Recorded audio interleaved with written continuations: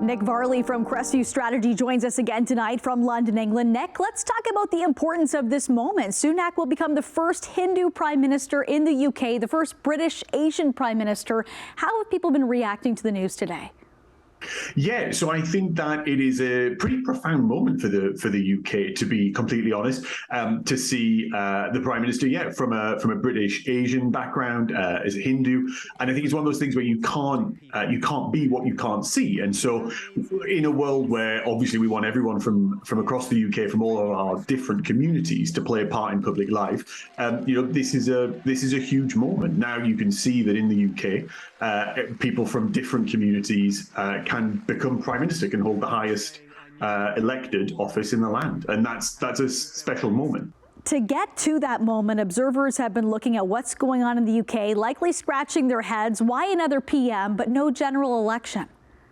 We elect our members of parliament much the same as Canadians do. We elect our members of parliament. The leader of the party with the most members of parliament becomes prime minister. What is different, I suppose, for us versus Canada is that we far more regularly replace prime ministers in mid-term periods. And the reality is the UK system is pretty direct, it's pretty forceful, and incompetence, inefficiency, if you run out of time, if you're not doing a good job anymore, members of parliament tend not to wait for an election. They tend to act, because the reality is if a party is led by a poor or underperforming or tired out leader, they are removed because MPs fear losing their seats. They fear losing their constituents or their riding at the election. And so they act and they remove it, and the mechanisms exist to do so. And as you can see, that is a sometimes very frequently used mechanism in the UK.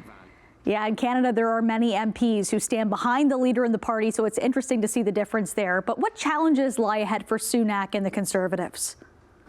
Look, I think a big challenge for Rishi is going to be ultimately undoing some of the damage that's been done in the last 45 or 46 days while Truss has been Prime Minister, both in terms of our bond markets, the overall confidence in the UK's ability to govern sensibly, to be fiscally responsible, and that we're a long-term reliable partner. Now, in my view, those things have always been true. We've always been a long-term reliable partner. We've always been able to pay our debt, but because of the way Truss and her government handled things, obviously our partners in the UK and internationally doubted it. So a big part of what Rishi has to do now is come in, calm everything down. And I think also the reality is that a lot of people in the UK talking about voters have had way too much politics. We've talked about it far too much. I really like politics, and I feel like I've talked about it far too much in the last 6 or 7 years. So normal people who don't obsess over these things really are sick. And one of the things that Rishi has to do